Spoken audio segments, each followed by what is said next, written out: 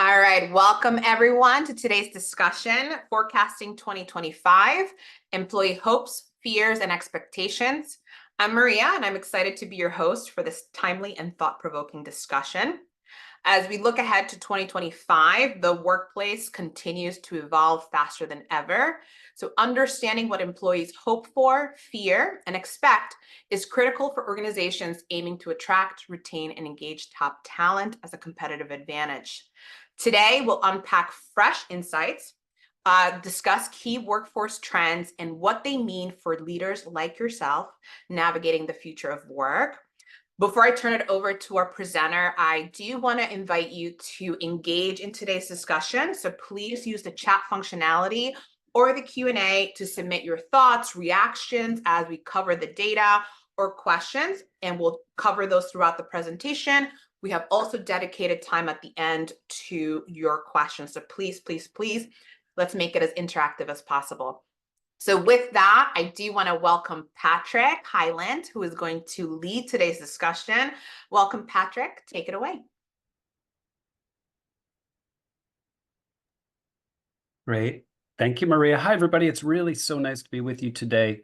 Talking about, like Maria said, something that I think is so important as we start this new year.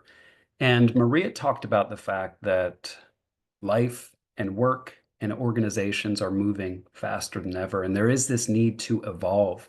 And what's so interesting about this research, the findings in and of themselves are fascinating, but this research came together very quickly at the beginning of the year as we had some questions and curiosity, and we were able to take that and put that into a remesh conversation, collect the data very quickly, and the insights, I think, are fascinating. So over the next 40 minutes, I'm going to walk you through a series of slides that really talk about what is happening from an employee perspective as they look out on this new year. I will pause along the way. If you have questions, by all means, please put them in the chat. Or if you have questions as I am presenting, please put them in the chat. I'll see them, Maria will see them, and happy to address those or really open this up to conversation. I'm going to give you my slant on the data, but we are really interested to hear what you see both in the data and in your own organizations, whether you're working internally or externally as a consultant or researcher. So with that in mind, here's our plan for today. We're going to start just by putting this new year in context. I think it's important to trace some trends from 2024, and also really important to take a look at what various workplace experts are predicting for 2025. So I'll start with a bit of context setting. From there, though, we will take a look at what employees are thinking about, hoping for, and expecting for 2025 based on a field study that we just conducted last week with both US and international employees, and the data is really fascinating. And then I'll leave you with a couple of thoughts or implications, but we really would love to hear your thoughts, your implications, your insights as we talk through this. So I will be taking some pauses, and you can always comment and either with a question or an observation. So with that in mind, let's talk about this brand new year, this calendar year and this lunar new year that's starting, and talk about all the things that we seem to be hoping for collectively in our organizations and all the things that we seem to be worried about and fearing. And so to get this conversation started, it's really, I think, important to take a look back quickly at 2024. And anytime that we're doing forecasting or reviewing the PEST model or the PESTLE model, there are various ways that you can use this model and various things to look at. But I find the PEST model to be a really grounding framework just to look at trends and expectations and forecasts. If you're not familiar with it, it's just a way to dialogue around politics, economics, societal trends and changes in technology. It's a frame of reference that you can use with your employees, your leaders, your stakeholders, just to talk about what are things that you are seeing and sensing. And it can also be expanded out into environmental concerns and legal changes. But if you take this pest model and you take a look back at 2024, and there are a number of different ways you can do it, you start to see, and I think we all experienced, all the shifts and the changes and the volatility of this past year. One way to get a sense of this is to look online and go to a site like CNN and take a look at what were the top digital stories that their readers looked up in this last year. And I only have 16 showing here, and it's in small print out of the 100. But what you'll notice as you take a look at those most popular news stories on CNN, and you can do this on other websites as well, is that it really highlights all the volatility that happened in our political lives and economically, societal changes and new technology, especially Gen AI. So this was quite a tumultuous year. And I think the important part, and many of us felt this personally as employees and definitely as consultants and researchers, is all these external events and pressures and changes, whether it was political anxiety or economic concerns and inflation, societal shifts, new technology, really had an impact. And you could even say took a toll on employees and the employee experience. Over on the left, I'm showing you data from a couple of studies conducted by the American Psychological Association, APA, two studies in particular, and pulling out some stats that really, I think, jump off the page.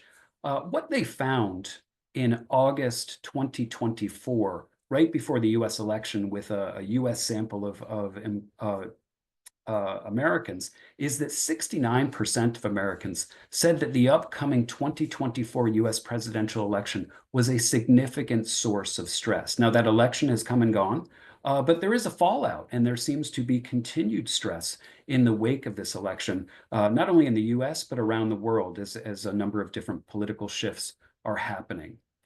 What they also found is that inflation was a real big concern for employees last year. 67% back in March 2024 were worried that their compensation wasn't keeping pace with inflation last year.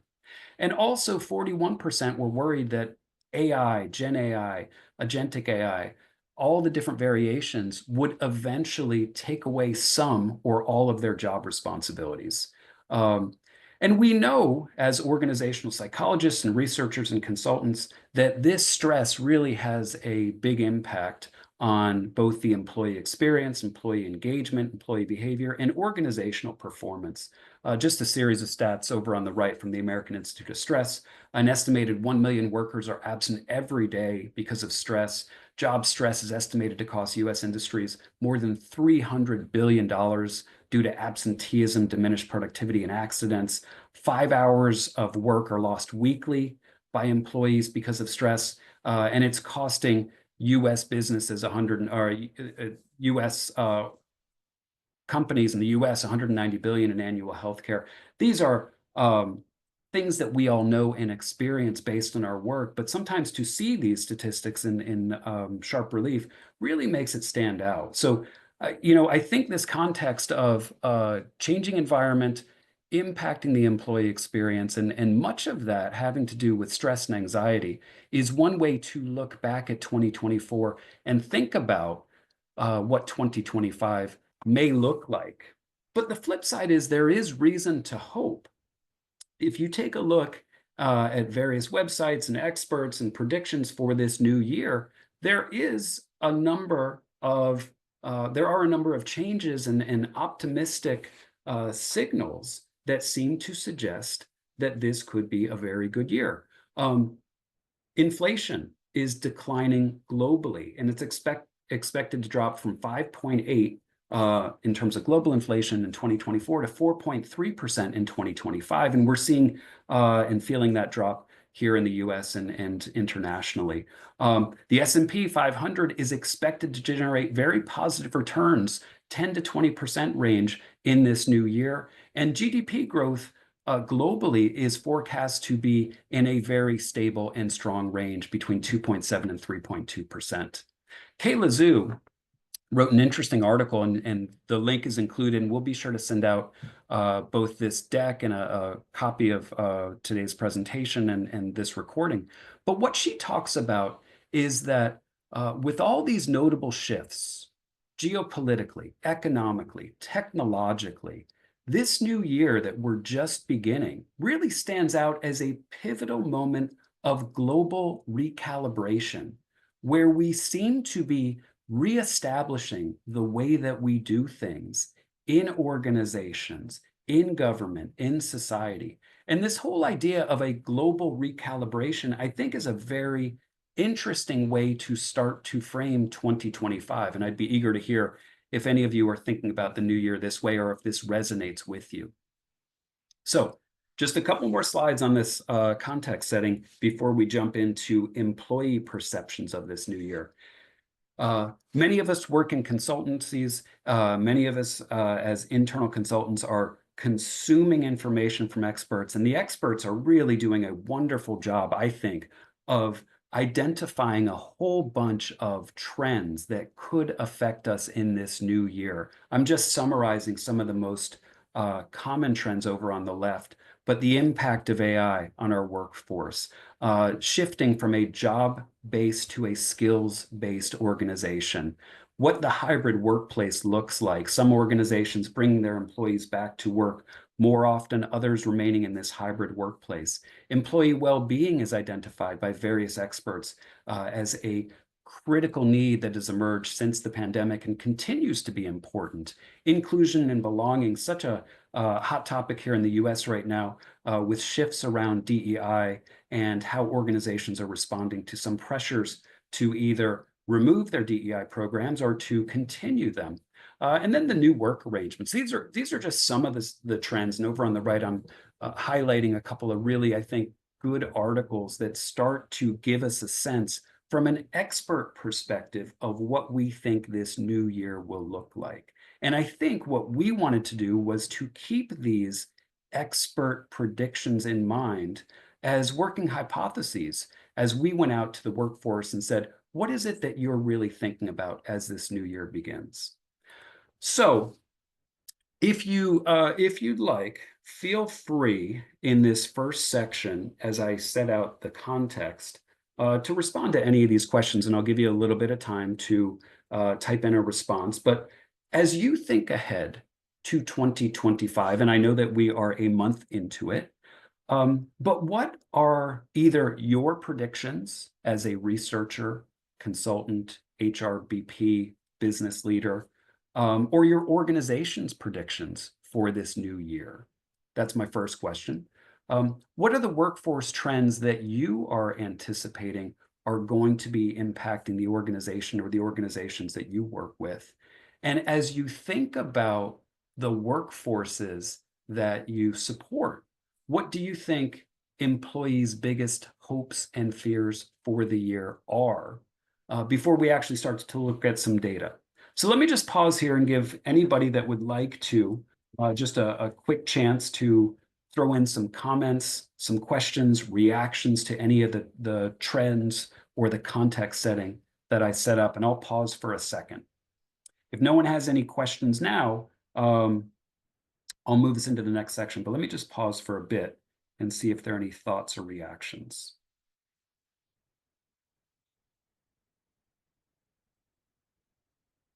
And as I do my pause, I'll move into the next section. But please, Maria, if you see any comments or questions, just let me know and I'll come back.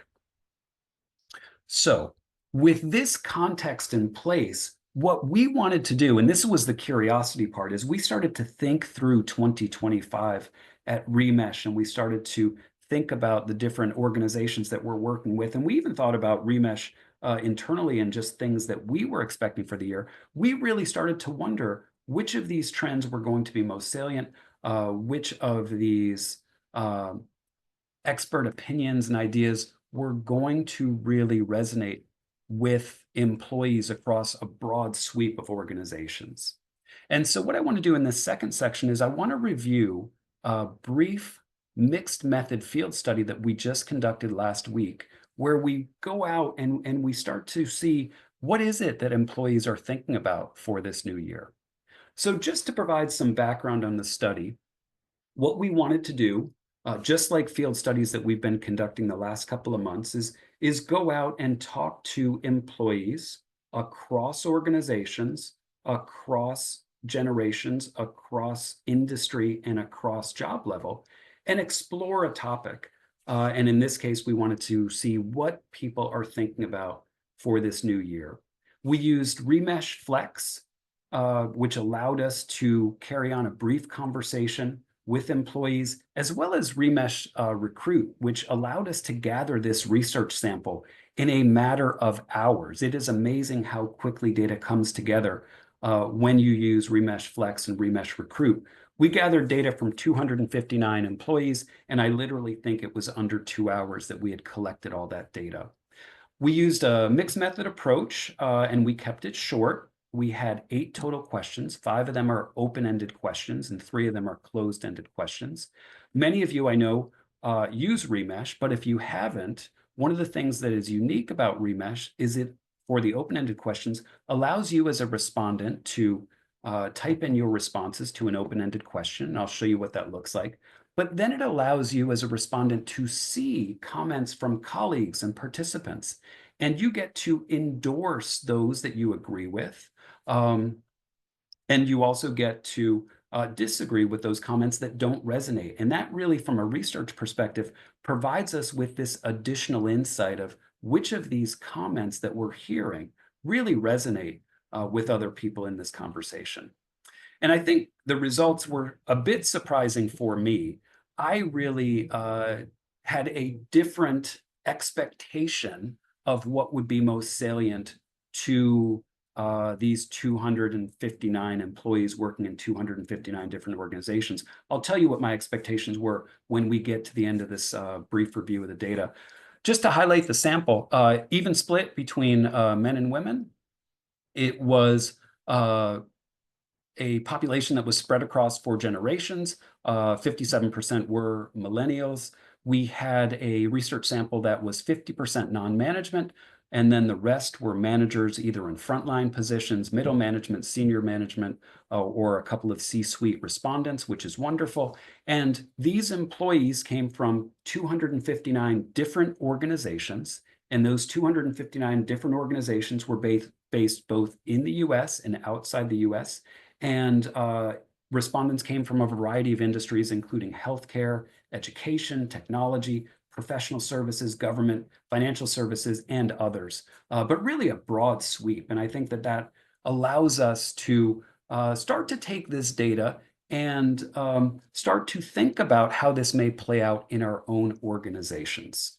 So let me walk you through the results on these 8 questions. And I'll start with the first question that really sparked this whole study, and that was, how confident do employees feel in their organizations as this new year begins? And so we asked this closed-ended question, and we provided everyone with these 5 response options that you see over on the left. And so what stands out is that the good news as this new year begins is that across this research sample, 69% of respondents are either very confident that this will be a successful year in their organization or somewhat confident.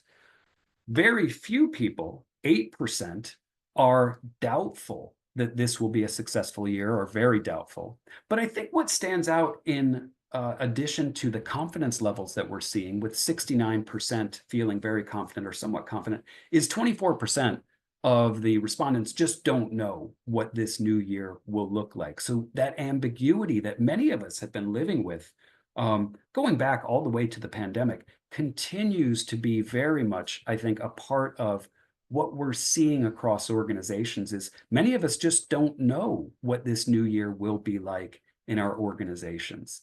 The other thing too is, as you start to take this data over on the left and you start to cut it by the various demographics that we included in this conversation, we start to see some different trends and patterns. If you look, what we've done here is taken that data and split it out by the management levels. And I think what stands out is in that first column, the highest confidence levels that we're seeing come from those senior management respondents. 93% of senior managers are very confident or somewhat confident that this will be a successful year in their organization, much higher than the overall respondent average of 69%. In terms of uncertainty, uh, I think what really jumps off the page is two groups: C-suite leaders, and I know that it is a small sample size, it's only 11 C-suite leaders, but 60% of C-suite leaders and 27% of frontline managers are uncertain about what this new year will look and feel like, how successful it will be. And then the highest levels of doubt, ranging up to 10%, are for those non-management employees. Not a super high number, but I think these are results that we would expect to some extent that non-management employees would be the most doubtful of any of these different management levels. But I think the starting point, at least for me, as I look at this data, is there is a high level of confidence as we move into this new year. We wanted to follow that up, and we wanted to get a bit more of a read on the emotions and the emotional experience that employees are having at work right now. And so we, based off the emotion circumplex model, which many of you may know, we asked respondents to take these 8 emotions: balanced, calm, enthusiastic, frustrated, exhausted, energized, miserable, and worried. And we asked them to rank order the 8 emotions in terms of how they are feeling at work right now. And what I'm showing you over on the left are the top rated workplace emotions, the responses. And what you see here, backdropped in blue, are all the more positive workplace emotions, and backdropped in orange are the negative workplace emotions. But again, the good news, consistent with what the data that we just saw on the previous page, is that most employees, at least in this sample, cutting across 259 organizations, are feeling balanced, calm, enthusiastic. In fact, if you aggregate all this, if you add up all the blue numbers and all the orange numbers, 70% of respondents selected a positive workplace emotion as their first response. This is how I feel. And 30% selected a negative workplace emotion. 30% is high, and we did want to explore, well, who are these employees that are more likely to feel frustrated or exhausted or miserable or worried right now? And so when we broke the data out further and just focused on those employees that are having more negative emotions right now, what we found is that they tended to be slightly more female than the overall research sample. They tended to be millennials in terms of their generational cohort. They tended to be in non-management and frontline manager positions. In fact, that frontline manager percentage, 32%, is really elevated in comparison to the overall number of frontline managers who responded, which was only 17%. So we're really starting to see that it's those frontline managers who may, in fact, be more likely to be female or millennial that seem to be having these negative emotions. And the other thing, too, as you would expect, many of the employees that are having these negative emotions at work right now tend to feel uncertain about this upcoming year. So I think we're seeing a good news story in that most people are feeling confident and somewhat positive at work, optimistic about this new year. But we do have 25 to 30% that are uncertain about what this new year will look like, and they are having a number of negative emotions at work. We wanted to know, what are employees seeking in this upcoming year? And so using the open-ended questions, the Ask Opinion question feature within Remesh, we asked this question: what are your biggest career goals and aspirations for 2025? And so we received back over 250 comments, and we used Remesh's auto coding feature, which uses GenAI and large language models, to take all that data and to open code it and then axial code it, if you're familiar with grounded theory, in seconds or in minutes. It really comes together quickly. And as for a researcher, it really allows me to start to generate insights and not get bogged down in all of that qualitative data. What you see over on the left are the coding categories that emerged from these 250 plus comments. And so I think what we start to see here is that when employees think about this new year, they're really looking for growth in two ways. Financial growth in terms of stability and increased earnings, and career growth, promotions, skill advancement, moving up in the organization. The word cloud generated through the Remesh platform over on the right, I think also highlights some of the biggest themes: promotions, continuing to grow and develop, having a positive experience at work. These are the things, these are the aspirations that people have as they move into the new year. The flip side is, what are they worried about? And we use the same process. With the Remesh platform and the open-end Ask Opinion question, we asked, what are you most worried about at work this year? We received over 250 comments. Again, we used Remesh autocode. And you can see here that what employees are really worried about as this new year begins is job security, workload, and well-being. There are other themes that you see below, but those were the themes, those were the topics that people were most often writing about.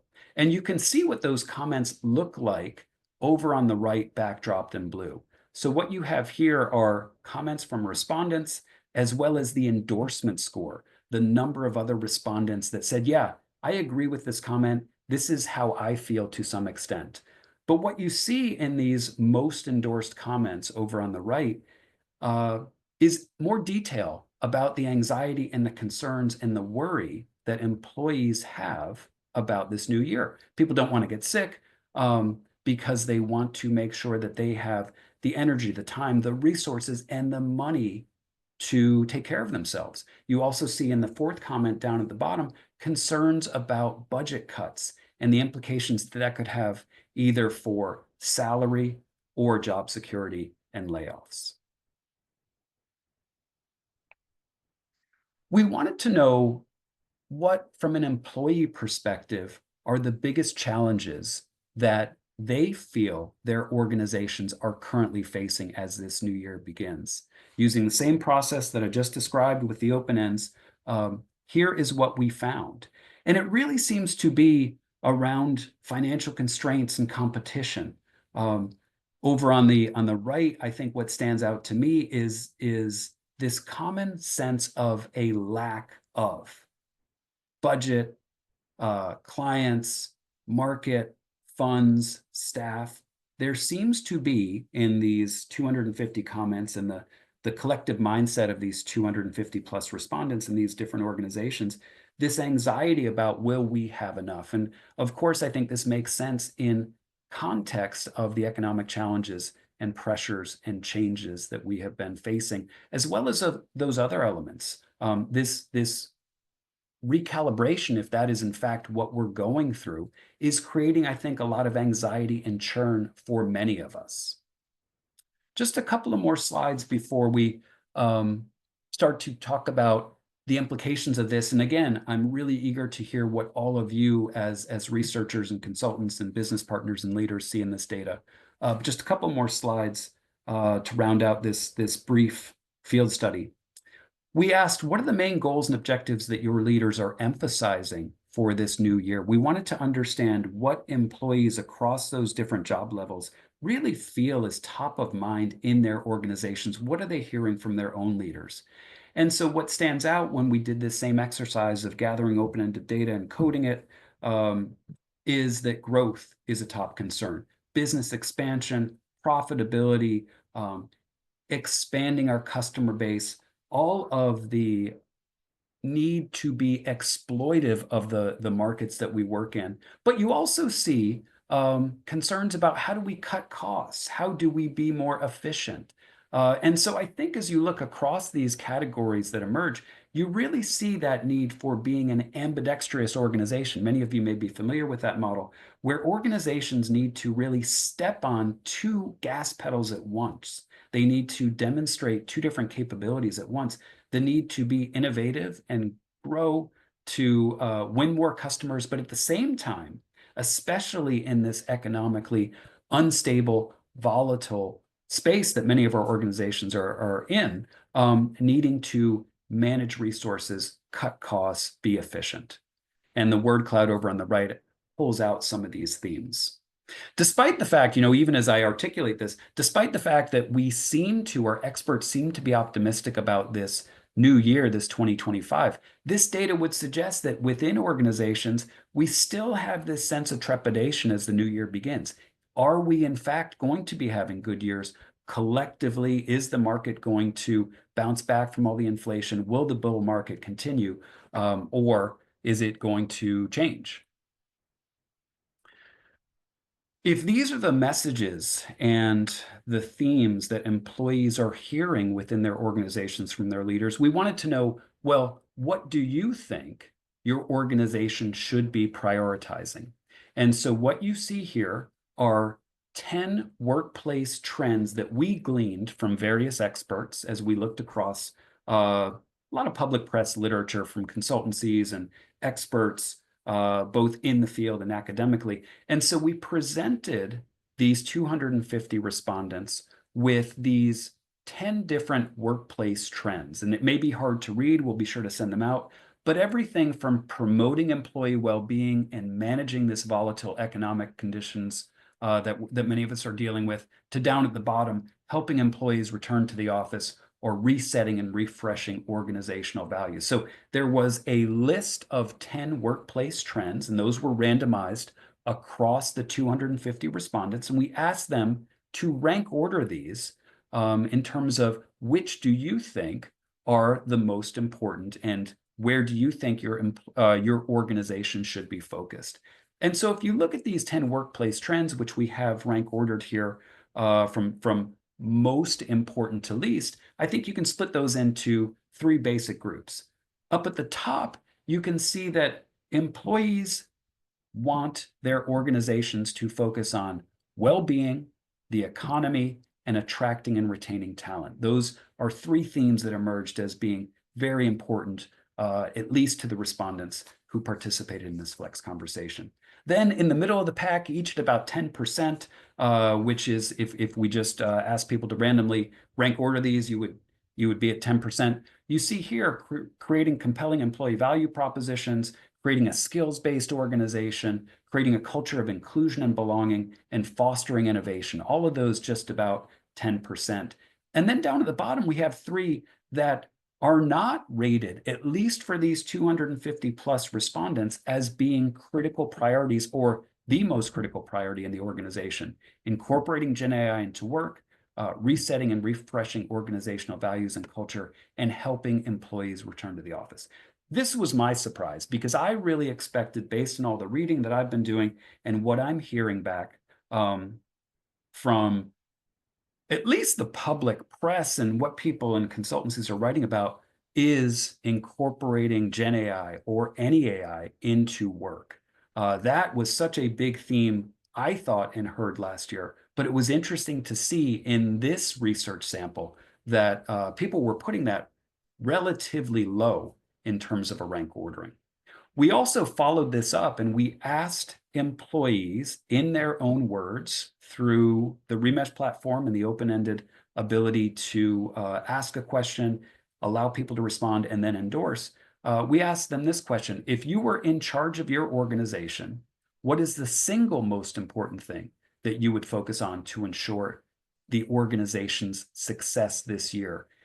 We ran this data through auto-coding, and here's what emerged, very consistent with the rank ordering that we see over on the left. But employee well-being was the most common theme that emerged in the 250 plus comments to that question, followed by attracting and retaining talent, development, employee compensation and benefits, and then some other themes. But really, we see a lot of correspondence between the rank order and then the open-ended question that followed. I think that also caught me by surprise, not the consistency, but the fact that so many employees are saying, what really is important to me right now is my organization managing the economic volatility, but making sure that we are doing this in a way where we are promoting employee well-being and we are preventing burnout and stress. That is, at least for me, what jumped out in this data. So I want to leave you with 4 possible implications. I know many of you, I know all of you work in this space, but as consultants and researchers and psychologists and HR business partners, probably have your own thoughts about the implications of this data, but I wanted to leave you with four of my own. Before I do, I just want to give anybody a chance before we wrap up in the next 10 minutes for any questions or comments quickly on that second section, the data in and of itself. If you do, as I take a brief pause, please feel free to type it in. And if Maria sees that, I will be sure to respond. If not, we'll do a Q&A at the end.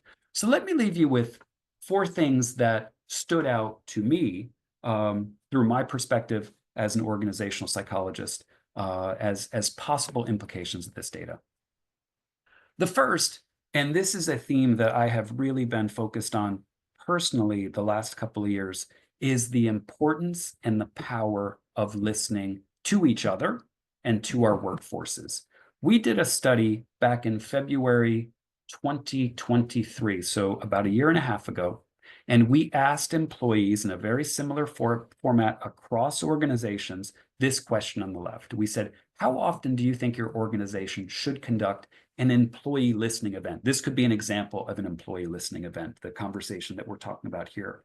And what we heard back from that research sample is that once a month was the preferred cadence for that group, followed by once a quarter. Once a week is a little too often. Once a year is way too infrequent. But what stands out to me as a researcher is we need to be in frequent dialogue with our workforce for a variety of reasons. Over on the right, researchers have found that there is an empirical relationship between listening and a whole bunch of other important organizational outcomes, including employee engagement, commitment, organizational collaboration, creativity, service, and actual performance. And if you've been on any of my webinars recently, you probably have heard me use this quote and this data before, but there is a recent review of the listening literature. And Kluger and Itchikoff make this point that cultivating listening in organizations may be one of the most cost-effective ways to improve numerous organizational outcomes. I do think survey research is an important part of listening, but I think we also need to push beyond just the pulse surveys, the closed-ended surveys, to these dialogues, to these conversations where we're tapping into the tacit knowledge, the ideas, the opinions, the fears, the observations that our workforce has for two reasons. That is going to help people feel involved from a process perspective. It's going to increase empathy, but it's also going to generate and tap into the collective wisdom of the workforce and allow the organization as a whole to make the right choices and pivots as we navigate all this volatility. So that's the first thing, listening to our workforce. The second thing is to, I think, really be on the lookout for toxic responses to organizational stress. Sutcliffe and Voges in 2003, which I guess at this point sounds a little dated, provide a really powerful model of what resilience in organization at the organizational level looks like. And it's a simple model, but it's very powerful. What they say is that resilience, as many of us know, is this capacity that we either have individually or at a group or organizational level to rebound from adversity in a stronger and a more resourceful way. How can downturns and anxiety really make us better? And what they talk about in this article in 2003 is that organizations, groups, teams can respond to organizational stress and ambiguity in one of two ways. The maladaptive way is where people start pulling apart, essentially. Information is processed narrowly. We stop having dialogues and listening to each other. We tighten our control over direct reports, and we hoard resources in silos. That is going to prevent an organization from pooling its tacit knowledge, its resources to deal with the challenges of the day. And what you want to make sure of is that your organization is doing the opposite, that in this day and age of anxiety and ambiguity and volatility, it's important to process more information, to listen to more voices, to loosen control, and to actually allow people to operate somewhat agentically and independently and share resources. This, they say, is going to allow an organization to be more adaptive and responsive to the changes that they're experiencing, either internally or externally. So being on the lookout for these toxic responses is really important. We have just a couple of minutes left. The third thing I think we need to do is really focus on getting our leaders and managers to focus on building hope. I still like Charles Snyder's theory of hope. What he talks about is that if we want to create hope within individuals or within an organization, we basically need three things. And I like the simplicity of it. We need clear goals. We need pathways to achieve those goals. And we need to provide, or we need to instill, a sense of agency and autonomy within the goal pursuers. I've used this quote that's attributed to Napoleon for 2 decades now, but I use it because I think it resonates in terms of what I think effective leadership is. No matter what your opinion of Napoleon is, I think the quote has this wisdom of the role of the leader is really to do two things at once: define reality and give hope. And I think that if you take that and you combine that with Snyder's simple but powerful theory of hope, goals, pathways, and agency, it starts to help leaders and managers think about a way to get their workforce beyond the anxiety of the day. The last thing I think really that stands out is that we do need to be creating these environments that promote well-being. You can use any model that you want. I'm just throwing up two. I think the job demands resources theory seems to fit some of what we're seeing in this data that we talked about today.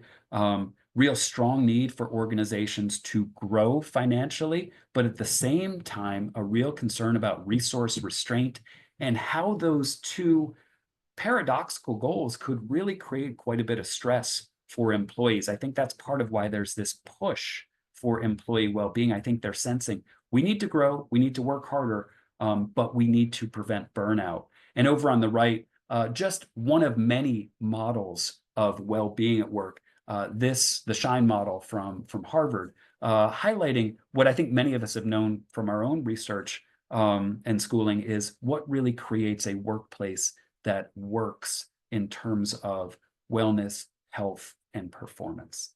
So we are about to wrap up. And as we do that, I just want to, if you'd like, let us know any questions or surprises. I know that we have just a couple minutes, but I'm happy to stay on for maybe 5 minutes after if you'd like. What really stood out to you? What are the key insights or takeaways? Any things that you didn't expect? And then also, Maria and I just wanted to talk a little bit about upcoming webinars. So let me pause there and give you all a chance to chime in, chat in. And Maria, love to hear any questions that you have.